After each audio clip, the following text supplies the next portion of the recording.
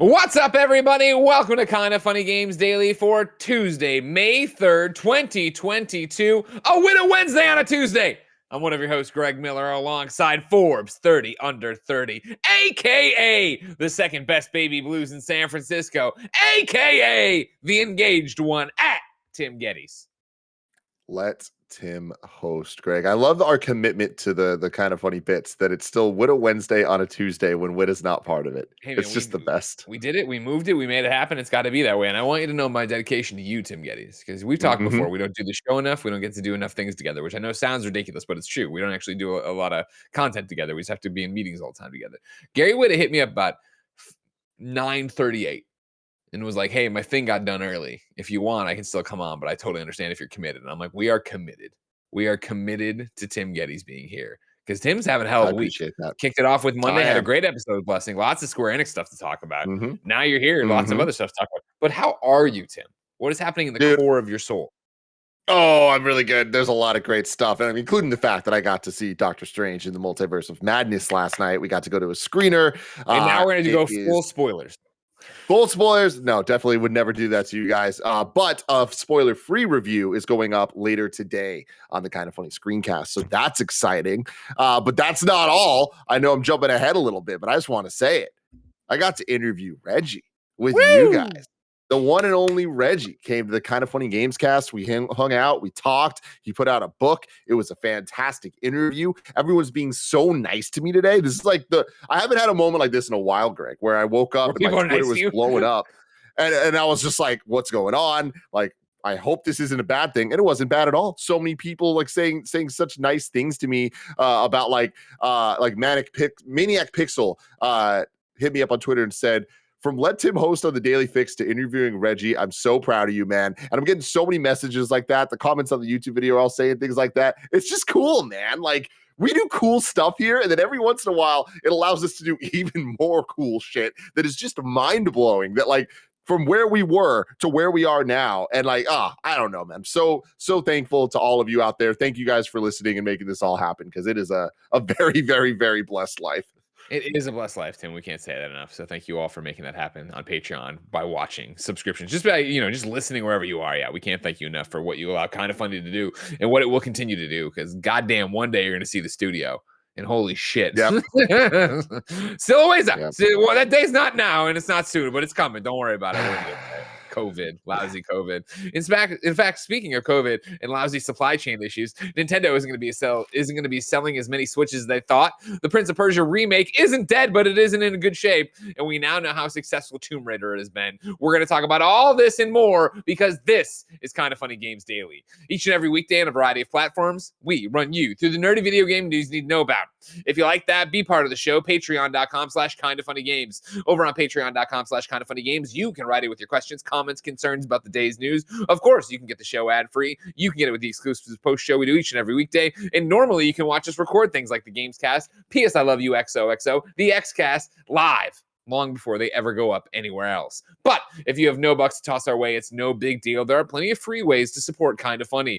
Number one, you can be watching live on twitch.tv/KindaFunnyGames. If you're watching live on twitch.tv/KindaFunnyGames, just like OM Jesus, Mike Hurley, and McSwiss87, you have a special job. It's a new Go one. to kindafunny.com/you're wrong. Tell us what we screw up as we screw it up, so we can set the record straight for everybody watching later for free on youtube.com/kindafunnygames, roosterteeth.com, and listening on podcast services around the globe each and every weekday. Of course, they don't get the post show. They can't write in. They don't get the show ad free, but you still have a great time. Speaking of having a great time, Greg Way, you could be having a great time playing games on the Epic Game Store, or games that use the Epic Game Store backend like Fortnite, Rocket League, and of course, Fall Guys. If you're playing on your PlayStation, your PC, or wherever any of those games are, please use the creator code Kinda Funny, all one word, so we get a little kickback from Epic. You support us, they give us some money, and everybody takes care of each other. Housekeeping for you. Officially, let's put it out there. Reggie. Yes, Reggie at at Reggie on Twitter, is on the Kinda Funny Gamescast talking about his new book, Disrupting the Game, and answering all of Tim's nerdy Nintendo questions. It is a fantastic interview. Of course, it's me, Tim, Blessing, and Andy Cortez, and everybody comes in with things to ask and have opinions about. I'm the one who went through and read the book. I had a great time with the book. It was I thought a very touching book. Reggie, of course, an industry icon, but he does peel back the curtain a bit and talk a lot about his relationship with Iwata and really get into some personal stuff there, which I really appreciated. So you can check that out, youtube.com/kindafunnygames, roosterteeth.com, podcast services around the globe, wherever you get the Kinda Funny Gamescast. Please like it, subscribe to it, leave a little rating, go in and leave a review, do all that jazz.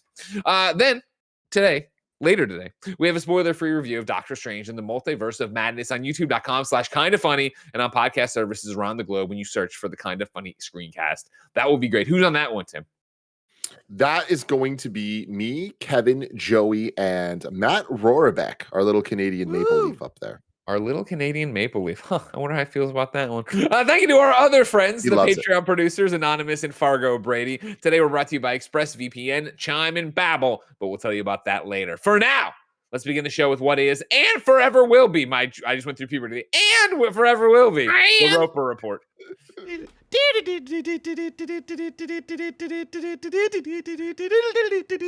Time for some news.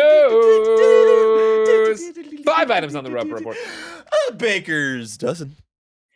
Number 1, Prince of Persia, The Sands of Time remake is changing game developers. We'll start with the official word. Excuse me. Oh my god, this fucking game. The official word for the Prince of Persia Twitter account that put up this image /letter. Hello, Prince of Persia fans. The development of Prince of Persia, The Sands of Time remake will now be led by Ubisoft Montreal, the very birthplace of the epic Sands of Time trilogy. The decision is an important step, and the team built. The decision is an important step, and the team building upon the world achieved by Ubisoft Poon, as I saw, and Ubisoft Mumbai will now take the time they need to regroup on the scope of the game to deliver you the best experience for this remake of an all-time classic when it's ready. We want to thank you all for your continuous support and patience throughout the development.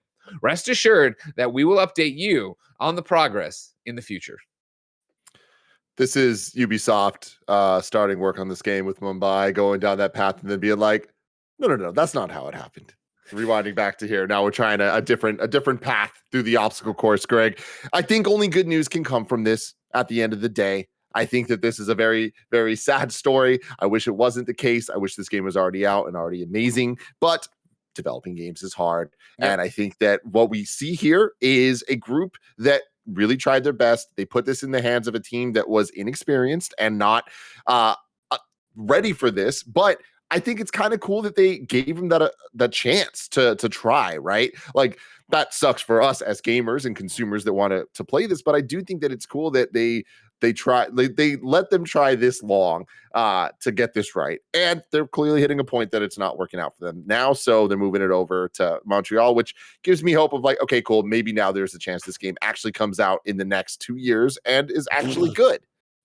2 years? Come on. Here's some context for you from Tom Ivan over at VGC. The game, which has already been delayed on several occasions, was previously in development at Indian studios, Ubisoft Pune, and Ubisoft Mumbai.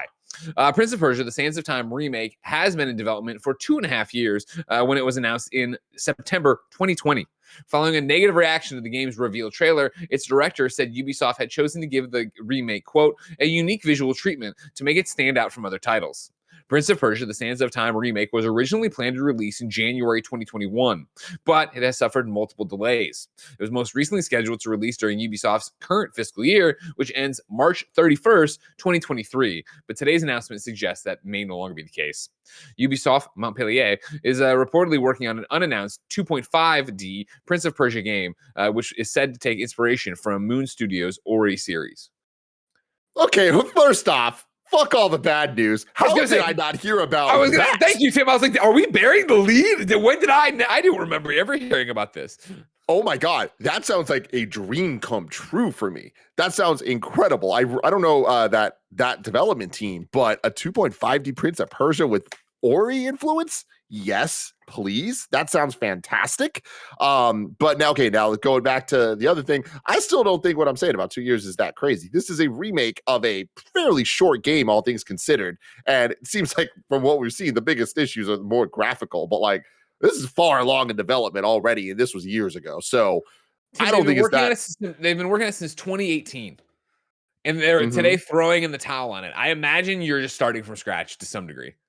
Like, I don't know if they're coming in to fix what's happened before. If there's like, because again, especially if you're now, so many eyes have been on this. So much has happened. It's tainted meat. It's tainted meat is what they're screaming right now over at Ubisoft Montreal, right? And so you get it in there. You're gonna sort through what's usable and what's not usable. I think they're gonna sit down and be like, all right, we got to kind of go from scratch on this. I think that even starting from scratch, though, like, look, I'm not a scientist, but at the end of the day, applying like remake logic of how long it takes games to be from the ground up, kind of made like a Demon Souls or the Resident Evil 2, Resident Evil 3. Like, I don't think that 2 years with it's not starting from zero. It may be starting even like way further back than they'd like to. Like, I think that we're going to see this in 2 years, or we don't ever see it. I don't think that's the other thing. Is it just vaporware that'll never actually happen? Is it Beyond Good and Evil 2? We're just never going to see this game. But see, that's the thing. Is like this. It's the opposite of that. Beyond Good and Evil is like the highest scoped game of all time. Prince of Persia is a 8-hour PS2 game. Yeah, linear. This is the remake.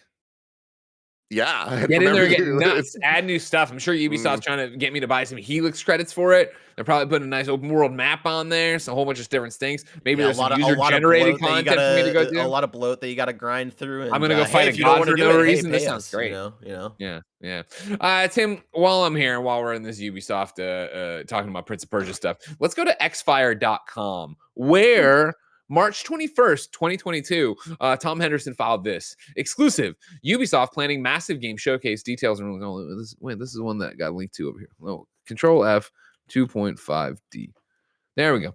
Prince of Persia, unknown title. A second Prince of Persia title is reportedly in the works at Ubisoft, with Ubisoft Montpellier, and I'm probably butchering that, being involved in the project. The game was described as taking, quote, inspiration from Ori and will be a 2.5D game.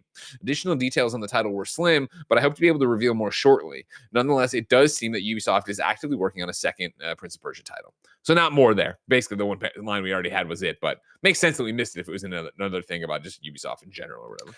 I mean, okay, Greg fucking Miller. This is the team that made Rayman Legends and Rayman Origins. Yeah. Ooh. Among other games as well, like Zombie U. But we're not going to talk about that. We're going to focus on Rayman Legends and Rayman Origins. Hell yes. Already one of my most anticipated games. Let's go. Now I wonder if that's going to keep getting pushed around, though, too, because we got to wait for this stupid game. This remake.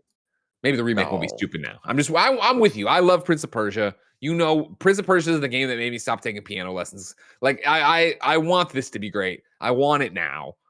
I'm greedy, I know. But then it's just the baffling thing of, man, this is why I always say it's weird. Next time it happens where I guarantee there'll be a conversation on a podcast you listen to, or just an article you'll see somewhere, or maybe even a tweet where people are like, the next Marvel slate will get announced. They'll talk about the 19 Marvel movies you're getting until 2030. And somebody will be like, why don't video games do this? And this is why. Because it's just like you come out, you show your cards too early, and then anything that changes from there is a headline, a negative headline. It's a pain in the butt. Everything's got to change. Well, I mean, in some other ways, like, in my opinion, what happened here is this game is only where it's at now because of the public reception of how it looked when they first showed it. Sure. I feel like if they never showed that, I think it'd be a completely different story. I think this game would actually be out already. Not saying it'd be great. I was going to say, it's kind of ugly, but I think the game is there. Like, it's Sands of Time. Like, that game holds up already. Like, still, just the game itself stands up. It's not like they need to change a whole bunch of shit. If they change a whole bunch of shit, it wouldn't be Sands of Time. Like, sure, the combat's not that deep in it. I don't think that any remake of Sands of Time is going to change that. True. But I mean, it's all there. And somehow they still can't hit it, Tim. It's all there. A great game. I digress. We'll see when we see Sands of Time or this 2.5. Number 2 on the Roper Report, ladies and gentlemen. Nintendo is expecting to sell fewer Switches this year. This is Darren Bontes over at GameSpot. Nintendo is expecting a 10% decrease in Switch console sales in its current fiscal year, estimating that it will only sell 20 million units due to supply constraints. In comparison, Nintendo sold 28.83 million Switch consoles at its peak during its fiscal year 2020 and 23 million units in fiscal 2021, and had previously forecasted it would sell 23 million units during this fiscal year. So we're down 3% right there. Or I'm sorry, 3 million, the 10% they're talking about. The current global semiconductor shortage and disruptions to logistics network due to Russia's invasion of Ukraine are to blame, according to Nikkei Asia's sources.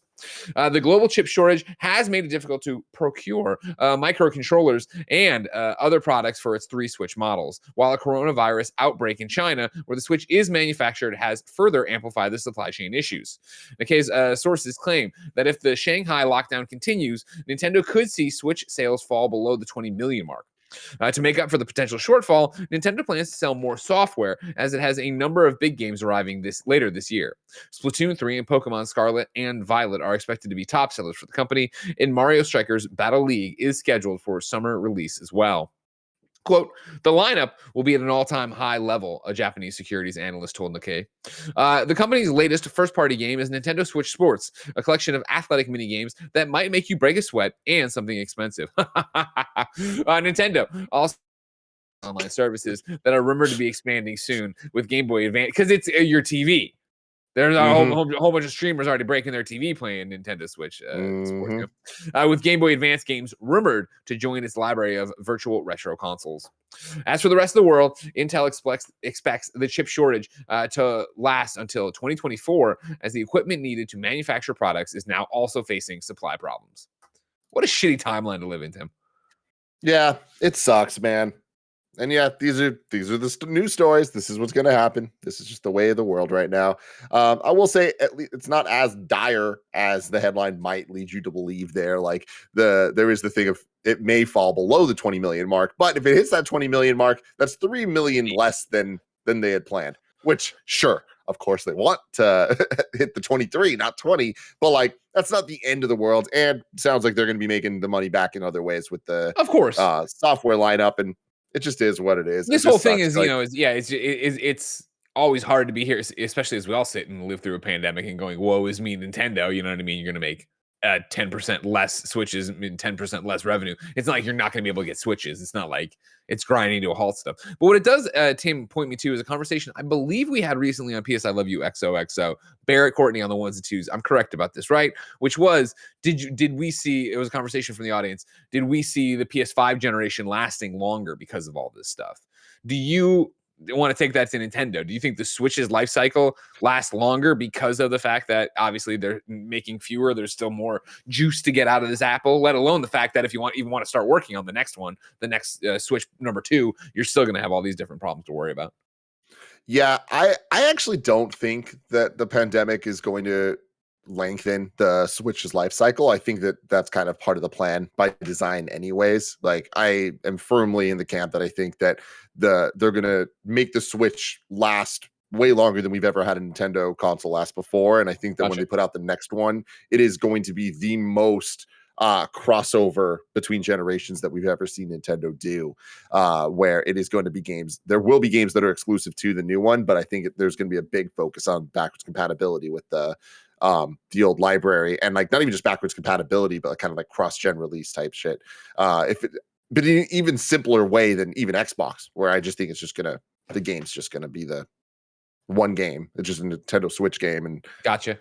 Maybe it runs better on the Switch Pro or whatever the hell, Switch 2, whatever they call it. But I just think that a lot of their strategic plans in this generation kind of point to that. And it makes a lot of sense when they have that install base now and people are buying. And like the adoption rate of games to consoles out there is unrivaled compared to any other system in history. It's not just like, oh, the one-off Wii Sports or something. It's like every single Switch title, first-party Nintendo title, has a higher rate than any other franchise, any other hardware maker. So it's like, I don't think that's going to stop. When you look at huge system seller games like Pokemon, and you look at the amount that they sold. I watched a TikTok a couple days ago that was like a chart starting in like 96, and it would just go year to year to year to year of Pokemon games being added and like how much they sold. It's really nuts to see how much the red and blue and green sold, and it was like astronomical numbers, and then it kind of, and gold and silver as well.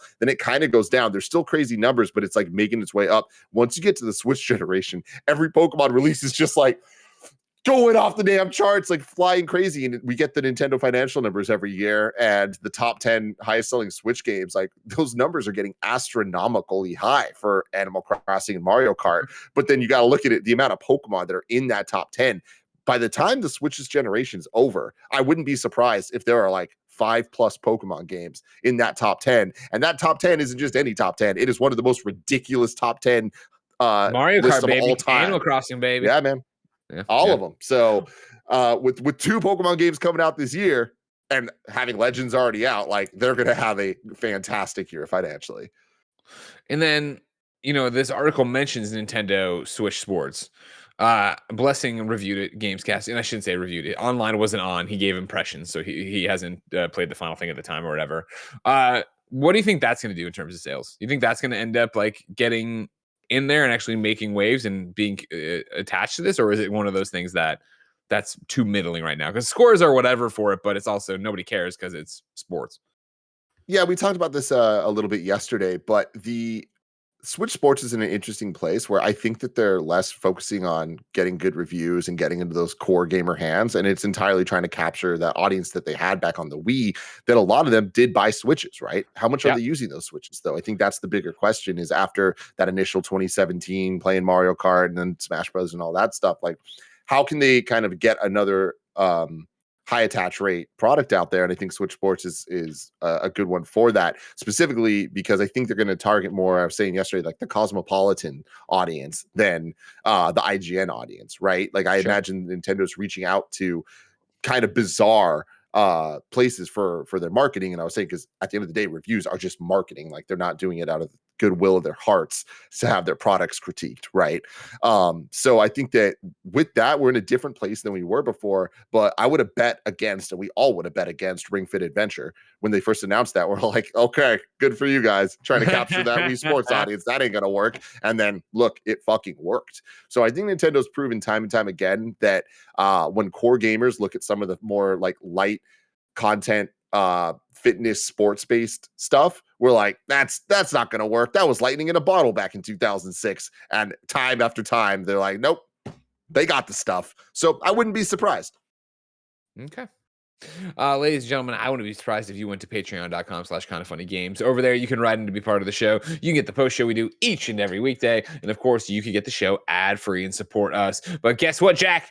You're not on patreon.com/kindafunnygames. So here's a word from our sponsor. Shout out to ExpressVPN for sponsoring this episode. Using the internet without ExpressVPN is like walking your dog in public without securing them on a leash. Most of the time, you'll probably be fine, but what if one day your dog runs away or gets dog-napped? It's better to be careful, especially when it's as simple as using ExpressVPN. We've been using ExpressVPN here at Kinda Funny for years now. Me personally, I've been using it, and I know that my internet browsing is secure. It just gives me that peace of mind that I need. Every time you connect to an unencrypted network in cafes, hotels, airports, your online data is not secure, but ExpressVPN creates a secure encrypted tunnel between your device and the internet so they can't, and it's great. I use it on my desktop, I use it on my phone, I use it everywhere that I use the internet. It would take a hacker with a supercomputer over 1 billion years to get past ExpressVPN's encryption. You can get an extra 3 months of ExpressVPN at expressvpn.com/kindafunny. That's expressvpn.com/kindafunny,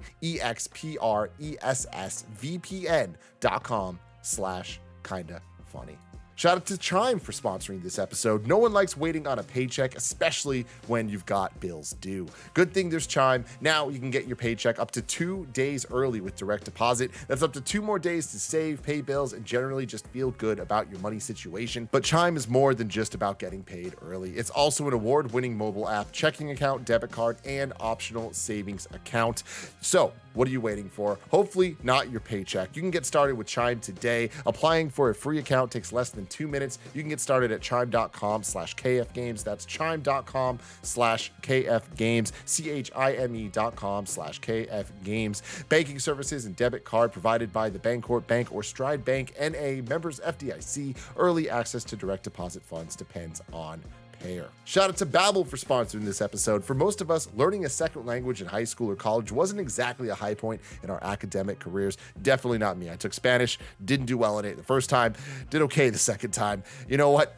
We'll move on. Now, thanks to Babbel, a language learning app that's sold more than 10 million subscriptions, there's an addictively fun and easy way to learn a new language. Whether you'll be traveling abroad, connecting in a deeper way with family, or you just have some free time, Babbel teaches bite-sized language lessons that you'll actually use in the real world. Greg Miller has been learning French little by little, and now when he goes back home to Canada to see Jen's family, he'll be able to communicate better. Isn't that a lovely situation? Babbel's 15-minute lessons make it the perfect way to learn a new language on the go. Plus, Babbel's speech recognition technology helps you to improve your pronunciation and accent. Right now, you can save up to 60% off your subscription when you go to babbel.com/kindafunny. That's BABBEL.com/kindafunny for up to 60% off your subscription. Babbel, language for life. One more time, babbel.com/kindafunny. Next item on the road report's a sad one. Number 3, a PAX East enforcer has died from COVID after the show. This is CC Jang over at Kotaku. A PAX East enforcer died from coronavirus after working at the convention last Saturday. Dawn D-Star Wood was well regarded by other enforcers who donated to the GoFundMe for her funeral, parentheses, which met its goal in a single day. The organizer for the fundraiser emphasizes that Wood had, quote, the most fun she had had in years, but her death has led some members of the gaming community to question the necessity of in-person conventions. PAX enforcers are workers who handle planning and in-person operations for the annual gaming convention. They are paid the local minimum wage and given a 4-day pass for the extended weekend. According to a press comment given to Fanbyte, Wood had been an enforcer since 2014. According to the official PAX East website, all attendees were required to show proof of vaccination and wear face coverings while attending the event. A few days before the convention, Boston dropped its mandate for masking while on public transportation, and it's unknown how consistently masking mandates were actually enforced. Kotaku reached out to PAX East for a comment, but did not receive one by the time of publication. According to the GoFundMe page, Wood returned home sick from the convention, and her symptoms were so severe that her mother, Robin Bassett, took care of her throughout the week. Bassett called the police for a wellness check on Saturday after her daughter failed to check in with her, and they discovered that Wood had passed away overnight. The fundraiser is currently at $11,615 of its $10,000 goal, which would be used to pay for Wood's cremation and funeral expenses. Her sister, Margaret Domingo, was running the fundraiser for her funeral, but she also caught COVID from attending the convention. Their mother currently runs the fundraising page while Margaret is in the emergency room. She wrote, quote, thank you all so much for all the support and your many contributions. I wish that Dawn had known in life how very many lives she has touched, end quote. Some members of the games industry have spoken out against the necessity of in-person conventions. They were difficult to justify once companies and independent creators realized that they could run conferences online, and they've only become more contentious as E3 was canceled, COVID spread rampantly at the Game Developers Conference, and MagFest became a spreader event. So obviously, Tim, you know, all of our love and support to Dawn, her family, and all the enforcers and people and family and friends that are affected by this, obviously. Yeah, absolutely. I mean, it's just a reminder, just be safe out there. You know, like make sure that you don't know who you can trust, but at the same time, you know, you can trust yourself. So make sure you're just putting your best self out there and taking care of others and taking care of the people around you as much as humanly possible. Yes. It's also a reminder that this affects everybody differently when it spreads. So again, of just like being careful and think about when you are going to conventions of, you know, not everybody has the same, you know, reactions to things like COVID as you do. And you got to keep that in mind while also trying to keep yourself and others safe and loved ones safe.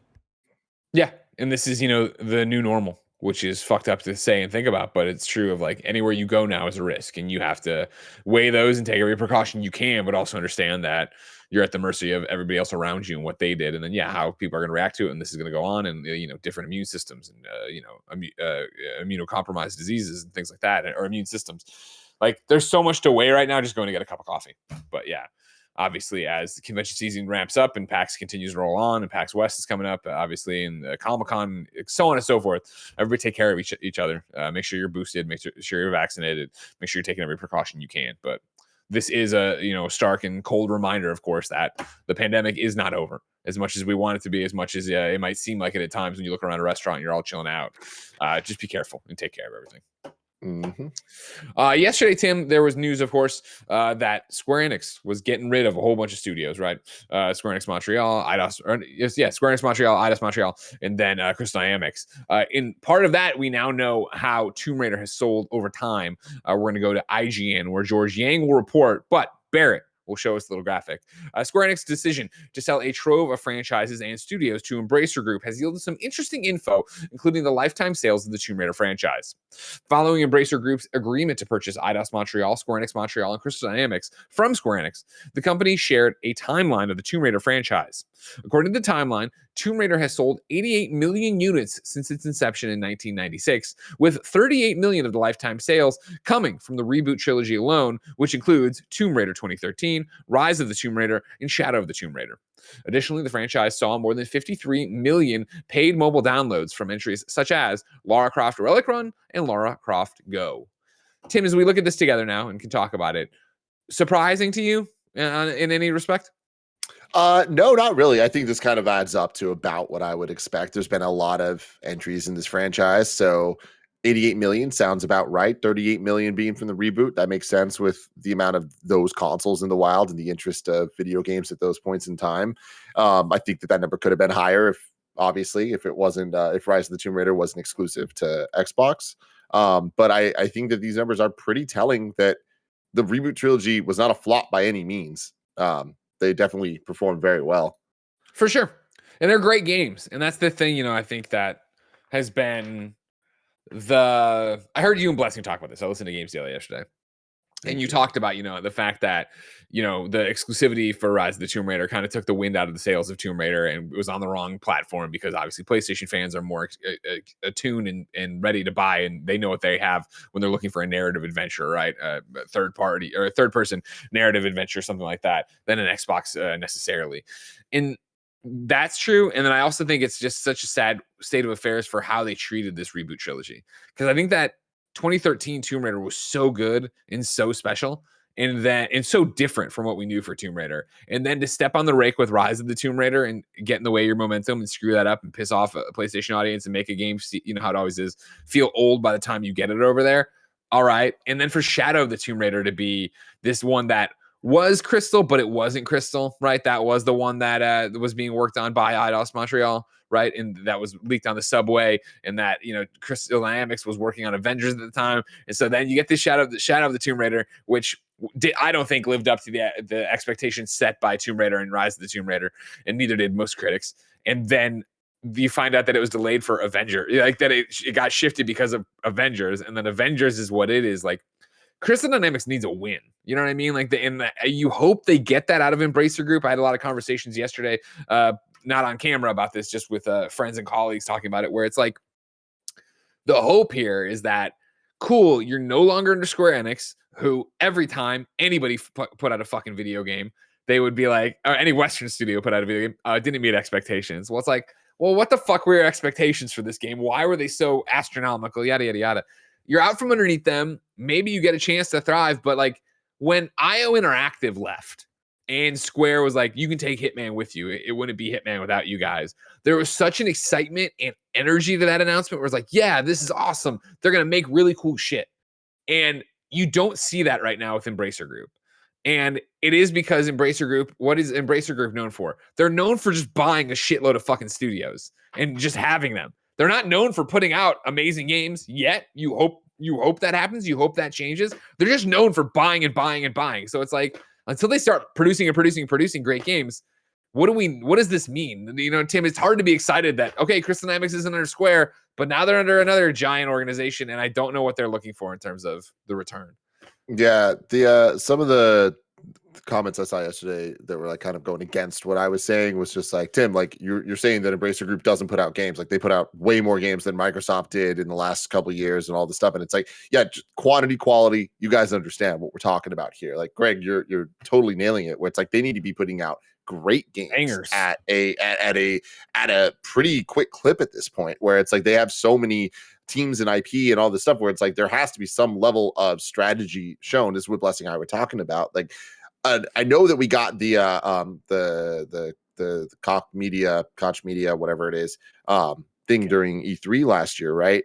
But it's like until we get like an Embracer Group like showcase where there is an actual plan of here's all the different games, here's what you're gonna get. It's gonna feel weird and piecemeal when there's the Koch one here and then there's the THQ Nordic thing there. It's like it doesn't feel like it's one group. It feels like it's just a bunch of mismatched shit next to each other.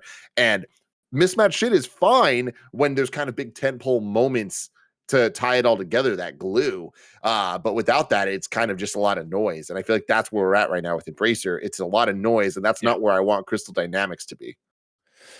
Exactly. And I need something to hit and be put out of there. I was almost made a required reading. I love all the Gex stuff you're showing us. I mean, you keep bringing up of like they need to come out with something, and the answer is Gex. Okay. I almost made a required reading, and I'll just shout it out here as required reading. GameSpot today, and I guess actually yesterday it went up at 12:30 according to this timestamp. But Gabe Gerwin put up an article that says, "Who is the Embracer Group? Everything you need to know about the massive game company." So I just want to read the top part here. All right, what is Embracer Group? Let's get this out of the way first. The reason you may not recognize the Embracer Group name is that it operates several other publishers and developers with names you do recognize. At this time, Embracer Group is the parent company of major publishers like Deep Silver, THQ Nordic, and Gearbox, to name a few, as well as over 100 game studios. The company was previously known as THQ Nordic, but adopted its current name to avoid confusion following its many acquisitions. Embracer Group, when it was known as Nordic Games, was a very small operation that focused primarily on finding holes in the market it could capitalize on, such as a lack of karaoke games and Nintendo systems in the late 2000s. After acquiring smaller properties and slowly growing while keeping costs low, it enters something of a phase two. Embracer Group has grown enormously over the last several years, often by purchasing studios and franchise rights from other companies that are either letting them stay dormant or are liquidating because of bankruptcy. This is how the company came to own such original This is how the company came to own much of original THQ's catalog, including the Metro and Darksiders series. It also eventually acquired the THQ name itself, with the Nordic publishing brand becoming THQ Nordic. Following its most recent transactions, Embracer Group will have more than 14,000 employees, the majority of whom are game developers, and 124 different studios. Below, we've listed some of the prominent studios, and this is, obviously it goes on and on like this, right? But that's in a nutshell where we're at right now. And I think, again, to the point we're talking about, yes, you know some of these, but okay, cool.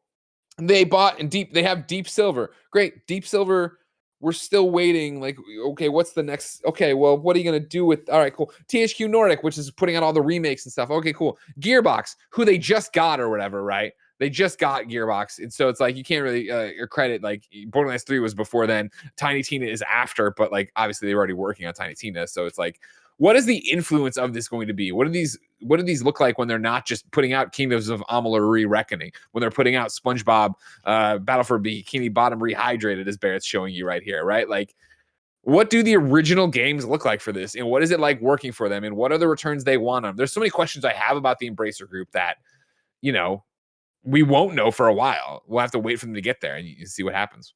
Yeah, I mean, that's the thing, is like the big ticket items are the games that we still haven't seen from them, whether it's the Time Splitters, the new Time Splitters, or is it Dead Island 2? Sure, yeah, you can put that in there. Yeah, but it's like those are the big ones, and we don't got them. We do just get a bunch of these like ports to varying degrees of quality to destroy all humans and all that stuff. So yeah, we'll see. Exactly. Yeah. It's all you can do is speculate at this point on any of it. And like what's going to happen. And, Crystal obviously ahead of time had announced, you had a great point about this yesterday, Tim, that I really appreciated, of Crystal doing the awkward announcement of like, oh, we're working on another Tomb Raider, come work on it with us. And it was clearly just putting it out there so that, get it out there to get stock prices or whatever, to make it more of a valuable commodity when you're trying to be acquired like that.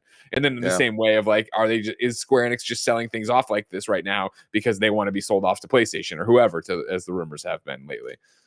we'll have to wait and see as acquisition season continues on. But just keep your eyes out when there's weird announcements.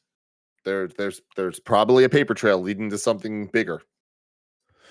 And then here's the one I saw going around, but I didn't hear it get discussed too much yesterday. My dog Nick96 in the chat says, "Will Square Enix Montreal now be called Embracer Montreal?" You hope not, right? I mean, you hope not. You hope they come up with a better name than that. It goes back to what I was saying, The where Montreal it's like studio. Embracer kind of seems to not really be the brand. And I wonder if they'll ever change that. But I imagine it won't be Embracer Montreal. They'll just come up with some other random name. But like Embracer seems to kind of just be the THQ Montreal. Straight up. I think that's that. actually a lot more likely. That's the thing, I guess. Is you got to figure out where you're going to put them, where they're going to fall, where they're going to go. But time will tell. Ladies and gentlemen. Number 5 on the Roper Report. This is a visual assignment. Sorry for everybody else there. Barrett, hit the play button and let's watch Sonic Prime's first look from Netflix over on Twitter, and then we'll read about it from IGN. Just a second so y'all can hear the trailer as well. And then let's go over here. It's very quick. It's very quick because you know him. Gotta go fast. Gotta go fast. What you're thinking? I'm good and powerful, apparently. Jealous?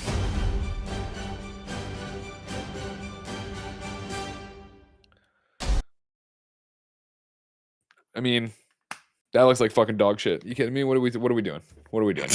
That's like fucking garbage. Ryan Leston at IGN writes, Netflix has unveiled a brief look at Sonic Prime, the new Sonic the Hedgehog animated series. A brief new animated trailer and several images have been unveiled by Netflix, giving us a glimpse at the new Sonic the Hedgehog show, as well as several upcoming animated projects. Sonic Prime follows a legendary blue hedgehog on a, quote, high-octane adventure where the fate of a strange new multiverse rests in his gloved hands, end quote. That may sound like an altogether familiar premise, but it's said that Sonic Prime is more than just, quote, a race to save the universe, end quote, with Netflix explaining that Sonic will find himself on, quote, a journey of self-discovery and redemption, end quote. At the moment, details about the Sonic Prime... At the moment, details about Sonic Prime are scarce, but the show will feature 24 full episodes. Tim, What made you laugh there? Just a journey of self-discovery and redemption. Turns out Sonic here has a real alcohol problem. He's going to go through the ship, but AA will help him. He'll get on his feet. You know what I mean? And he'll go out and save the world. He'll reunite with his estranged stepdaughter. You know what I mean? There'll be a whole bunch of stuff going on there. Tails and him, they'll start some kind of detective agency. I don't know what the fuck's going on. Tim, you care about Sonic a lot. What'd you think?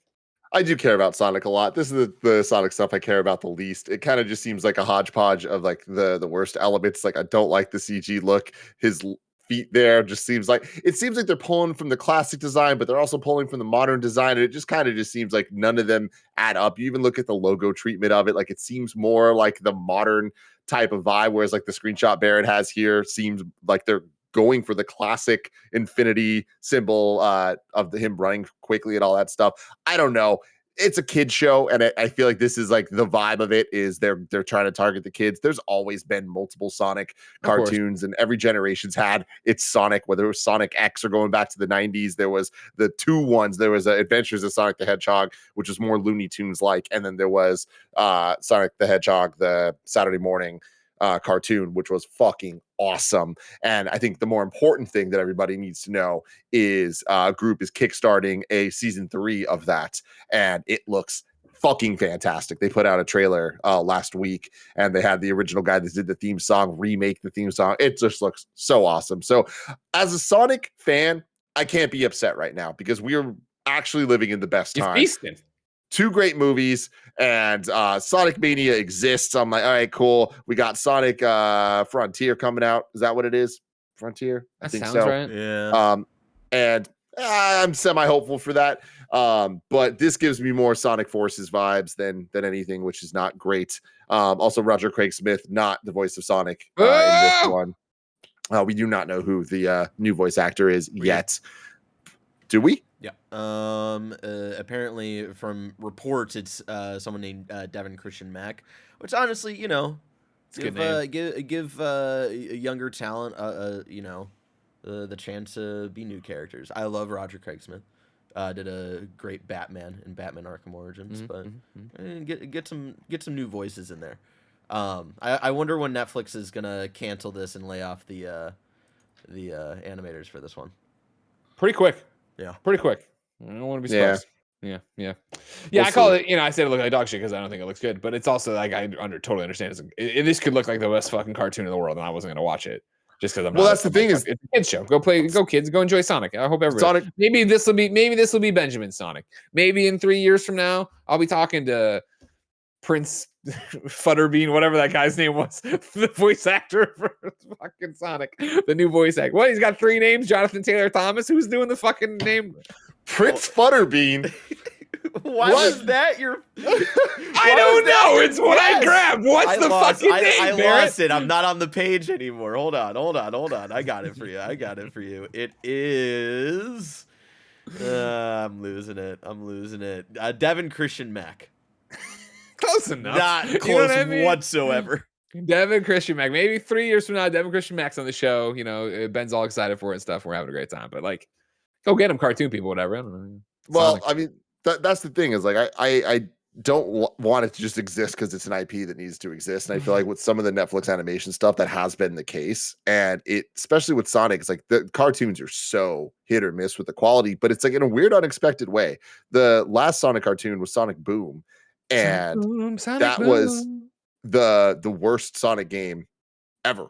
Like people that say Sonic 06 is the worst Sonic game, they're wrong. It's Sonic Boom. It is absolute garbage. There's a Let's Play that we have up on Kinda Funny Games that you can check out from like 2016. It is a horrible video game, but the show was awesome and it was super well written, and it was like the exact thing that you'd want from a kid's cartoon, that is like has that little extra layer of like adult humor to it, and like it's written in a way that isn't just for dumbass kids. It's for like pretty cool smart kids. You know what I mean? Okay. Yeah, so I don't get that vibe so far from what we're seeing from this, but we also just saw 10 seconds of it. We will see, ladies and gentlemen. I think 10 seconds is being. I think you're giving it too much there. I think you saw much. It doesn't matter. I will not be watching this show. You say that now, but when Kevin makes you do an review of it, I can't wait to see all 24 episodes of Sonic Prime featuring Prince Butterbean or whatever the fuck. But it's still so far away. If I didn't want to wait for Devin Matt Christian to show up and talk about being Sonic, where would I go right now, Tim? The official list of upcoming software across each and every platform is listed by the Kinda Funny Games daily show host each and every weekday. Yeah. Oh, Bear went high. I like it a lot. Out today, Red Dead Online's fastest riders can earn bonuses across standard open and target races this week, alongside monthly bonuses such as double rewards on blood money contracts and free roam missions. Sifu received its first content update today on PlayStation and PC. The Sifu Spring 2022 content update brings new features ranging from difficulty settings and advanced trading mode, allowing players to train against any opponent, including bosses, a new outfit feature for the main character, including 3 new outfits, along with many other quality of life updates and changes for the UI and controls. In honor of May the 4th, from a galaxy far, far away, lightsabers, stormtroopers, and E11 blaster rifles have returned to Fortnite Battle Royale in Zero build. It's time to reclaim the Force by wielding lightsabers for yourself. In addition, Kylo Ren, Rey, Finn, the Imperial Stormtrooper, and more outfits will be making a reappearance in the Fortnite item shop starting today until May 17th. Then Oaken lands. Oh, no, Oaken is the game. Oaken, I hate it when I take them from the press release and they try to get all clever with it. Oaken is on PC Early Access today. If that wasn't enough for you, ladies and gentlemen, of course, Halo Infinite Season 2 Lone Wolf starts today. Loot River is on PC, Xbox Series X. Would you howl at Loot River? Why? The Lone Wolf. Gotcha. Halo. That makes more sense. Sorry, I was hung up on the It wrong does. one. Yeah. Adios Amigos is on PS4 and PS5. And I think that's no. Dungeon Defenders Awakened is on PlayStation 4 as well. And then Wildcat Gun Machine is on PC and PS4. And then that's it for today. Oh, actually, Wildcat's tomorrow. Sorry. Well, I didn't do the, this weekend games from Kotaku. This Zach guy, he's asleep at the wheel now. I don't know if he did it this week, so I didn't have time to jump around and do it. So I had to jump over here and do it. And I was reading the whole thing. You know how it is. Blue River really snuck up on us, I'll say. Because that was one I feel like. Do me a solid. What? Loot River. I saw the press release come through. They were like, we have a review code if you want. And I was like, great. I read it. And I'm like, this doesn't sound great. But then you came out of nowhere the other day and asked for a code. I was like, oh yeah, I got one right here. And then once you did it, that brought everybody out of the beehive. Show me a trailer for Loot River and explain why I would like this game. I don't know if this is a Greg Miller game, but Turn off the trailer and end the show. I forget what showcase this was from, either last year or 2 years ago. It must have been 2 years ago, because I remember having this on my fantasy games list. Wait, I have that information for you. Last year. And so, yeah. It was at the Guerrilla Collective, Day of the Devs, and ID at Xbox events. Yeah, and so it seems to be this cool, like 2D top-down action game where there's a lot of puzzle elements, as you're seeing in the trailer now for video listeners, where you're moving around like platforms. I don't remember like much from it, but I remember it really stood out to Andy and I Let me give 2 you some years ago, and then we like did not hear anything about it, and then it was like out of nowhere, it was like, oh hey, Loot River comes out in like 2 days, and I was like, whoa. That's cool. The press release describes it as Souls meets Tetris's action roguelite. Receiving a lot of attention at events like Guerrilla Collective, Day of the Dev, and ID at Xbox events, Loot River sees you exploring labyrinthine, procedurally generated waterways where you will discover a rich combat system, a varied bestiary of cursed enemies, and a bounty of build-changing weapons, spells, and other loot. Harnessing the power of the relic to shift the ground beneath you, you slide around the floating pieces of ruined landscapes using these Tetris-like blocks to solve spatial exploration puzzles, and as a tool in combat to manipulate enemies and control the space on which your battles take place. Out on Game Pass. Out on Game Pass, Xbox, PC, and Game Pass. There you go. And it works on Steam Deck. So there you go. I ask you this all the time, Greg. What's the status of your Steam Deck? Well, and I signed it up to one of like those 19 emails you use that you're just like burner emails. Like I figure out my Steam thing. And so I have to go over there and check it every time. It's still the thing of, hey, I'm on the list. I'm getting it between April and June. You know what I mean? Gotcha. And so here we are in fucking goddamn May, and I still don't have it. Do you know that Rogue Legacy 2 works on the Steam Deck? I really just like that you bring that up again. You know what I mean? A game that's meant to be on the PlayStation Vita. Yes, it works on the Steam Deck. And I should have why would they put it on a dead console? Because maybe it's called remembering where you came from, Barrett. You know what I mean? It's about paying it forward and paying it backward. You know what I mean? Taking care of the people that put you on the map. I'm pretty sure the lineage was Game Boy Advance to DS Rogue Legacy Switch. sold all of its copies on Vita. A lot of people don't know that. But to get away from shitting on Cellar Door Games for selling out the Vita, to shit on instead somebody like Paris Lily. Like that's the problem with the Steam Deck information, is the fact that mine still says here Q2, April to June. I check my email and I don't have it. And ladies and gentlemen, you're a Kinda Funny fan. You've probably been here for a long time. I implore you to look back at my 15-year career and find somebody who's done more for PC gaming than I have. And I don't have a Steam Deck. I don't have it. Mr. PC Greg Miller, I don't have a Steam Deck. I don't have it, but Paris has one. Mr. Xbox hosts an Xbox showcase. He gets a Steam Deck, no problem. He deserves it. This console noob over here, this plebe. And not only that, as Danny Pena from G4 has been pointing out left and right, what does Paris do with his Steam Deck? He takes photos of games loaded on the Steam Deck. This man doesn't even play them. He just takes photos of the Steam Deck with a game on the screen. He does not play them. This is embarrassing. You can check out Paris Lily's impressions of the Steam Deck on this recent episode of the Kinda Funny Xcast. Outrageous. Giving Paris Lily a Steam Deck before Greg Miller. This is like going to Kansas and giving someone there a bar of soap. They don't know how to use it. They don't know how to appreciate it. New dates for you. Badland Party. Badland Party is launching on Apple Arcade May 6th. Warped Kart Racers is launching on Apple Arcade May 20th. Area Man Lives is coming to MetaQuest 2, Rift, Vive, and Steam stores May 12th. Then when the latest update for Krafton Inc.'s PUBG Battlegrounds releases on May 11th for PC and May 19th for consoles, players can finally claim who's the best in the world with the new 1v1 arena in training mode and the 17.2 update. With this one. Yeah, what do you got for Greg Miller? Yeah. Warped Kart Racers. I was like, I'm kind of interested. What could this possibly be? Guess what it is. So it's a kart racer. It's warped. I'm assuming it's probably taking things like King of the Hill, Family Guy, American Dad, other shows like that, and having them race against each other. Huh, that's an excellent guess, Greg. You're correct. Number one games journalist right here, ladies and gentlemen. No, I read the press release about it. Yeah, it's not. I wasn't sure how much time we'd have, but yeah, it's a kart racer with all your favorite Fox cartoons. It's like, okay, why has it got such a terrible fucking name? Why wouldn't you call this Fox's animation domination kart racer or whatever? Do they still call it that? I don't know, but I'm saying that would at least makes more someone, sense than warped kart just someone that would ring a bell for why I should fucking care about this game.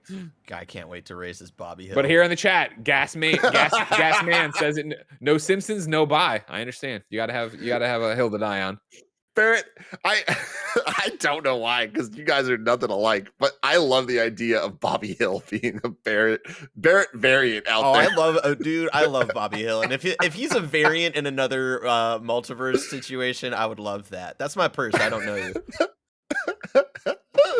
New dates for you, as I said. Did I get through all these? No, I didn't. Okay, Lovecraft's Untold Stories 2 is launching May 17th on PC, Mac, and Linux, and then Themesia will launch on PlayStation 5, Xbox Series X and S, and PC on August 9th. Tim, clear your mind. Rapid fire question. Joel White says, what does Tim think of the new Samsung OLED TVs? Very, very exciting stuff. Finally, OLED technology is getting a little bit competitive, which I think LG kind of needs. LG kind of holding down right now is just like the good default, especially for gamers out there. You're still going to want to go for the C2, C1, CX situation going on, because I think right now they have the best value proposition for price to size to gaming experience with all the video game focused stuff. Sony's really killing the game in terms of picture quality, in terms of movies, where you're really going to get like the best kind of frame rate and like the smoothest picture. But what's cool about Samsung right now is they got the QD OLED thing going, and we'll see how that all goes. But that's quantum dot. It means that one of OLED's biggest downfalls right now is its brightness. The peak brightness isn't that high in terms of nits, so this is allowing it to be a little bit brighter, actually a lot bit brighter. But with that pro comes some cons where it starts to look a little bit unnatural potentially. So it's really kind of what your taste is looking for. If you're looking for more reference quality, or if you're looking for just like burn out your retina's brightness, which there's definitely appeal to. Of course. We ask people watching live on twitch.tv/kindafunnygames to go to kindafunny.com/you're wrong and tell us what we screw up as we screw it up, so we can set the record straight for everybody watching later on youtube.com/kindafunnygames, roosterteeth.com, and listening on podcast services around the globe each and every weekday. Redeem Shawshank says the pronunciation, as I was saying, Poon, is more like Pune for the developer in Ubisoft.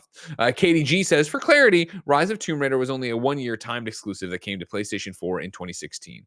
I don't know. For clarity, sure. I think we were just saying it was exclusive for a while on Xbox. And then Nanobiologist says animation domination is still a thing. Whoa. Man, remember? And I'm not talking shit if you still do. This isn't me talking shit. But remember that time in your life where Sunday nights on Fox were such a big deal to go watch The Simpsons and go watch American Dad and like fucking, if you're really old like me, watch Married with Children when it was new. You are really Sunday old. nights used to be the shit, man. Yeah, but now you got HBO. Now HBO does it. And like throughout the week, Greg, throughout Fox, right? Like Thursday nights were always the big nights. House MD, important shows like that. And then Sunday to. Well, no, I mean X-Files on Fridays. Remember that? No, I don't, because I'm really young. You're young. I do remember watching X-Files really young because my mom really loves that show. So I missed out on that Sunday night experience, and I'm jealous because I got stuck with Linda Ellerby watching Nick News. There's nothing to hate about Linda Ellerby though. Greg Miller, there's a lot to hate about Linda Ellerby when you're a fucking 8-year-old kid and all you want to watch is some goddamn cartoons, maybe some live action prepubescent mishaps, and you get stuck with Linda Ellerby telling you about fucking recycling. Hey man, you need to know about recycling. You could have saved a lot of things. If you would have been recycling these whole 30 years. Nick News fucking sucked. Thank you, Bless. Thank you. Yeah, Sundays were Sundays are always a great night for television. And I think it's one of those things because it's like your last chance to have a little bit of like sweetness before you go back to fucking school and hate your life. 100%. You know what I mean? Because Friday, endless opportunities. You're having such a great time that night. Then Saturday, also a great party night, but a little bit of a twinge of sadness. Like when you do the sleepover Saturday night and then you're awake at like 3 a.m. Sunday, you're like, oh shit, hold on, I'm gonna be fucking exhausted all Sunday, and then I gotta go fucking school on Monday. Ugh. Yeah. See, that was the worst thing. the worst thing about Nick News is it's like you're coming off that high that was Snick on Saturday nights, right? You're fucking living, Greg. And then all of a sudden you're like, oh man, school's the next day. And then they gotta like remind you, it's like, no, motherfucker, school is now. And you're like, no. Oh man, school sucks. Don't go, kids. Tomorrow, your hosts on Wednesday will be Blessing and Janet. Thursday, it's going to be me and Tim again. Friday, it will be me and Blessing. If you're watching live on twitch.tv/kindafunnygames right now, guess what? The Lone Wolves themselves, Andy, Blessing, and Snowbike Mike are about to hot drop into Master Chief's anus and play some Halo Infinite season. In my, I obviously I was gonna drop on them. I was making a Fortnite thing, and then I just like, well, they're gonna become Master Chief. How do you become Master Chief? You go in like a puppet. They're gonna go in like a puppet. That's how they're doing it. That's gonna be on twitch.tv/kindafunnygames. You're already watching live. That's what they're doing. It'll be up later on youtube.com/kindafunnyplays. If you want to see Andy Cortez go inside Master Chief and wear him like a skin suit. Even though I guess technically in multiplayer, you're not Master Chief, right? You're your own Spartan or some shit. Mm-hmm. That how they didn't change that around. They didn't do the weird possession thing I'm giving you this time around. That wasn't Halo Infinite's thing. Like there's infinite Master Chiefs, and you take them over by coming in through their butt, and you come in and then you power them like some kind of weird mech. Because I'm thinking it's more of like a spirit transfer, but the spirit goes in the butthole. Fair. Has 343 commented on that? No. Oh, hold on a second. Uh-oh. Oh no, that's actually too dirty. I thought there was a good one in chat. And I was like, no, that's too dirty. I don't want that.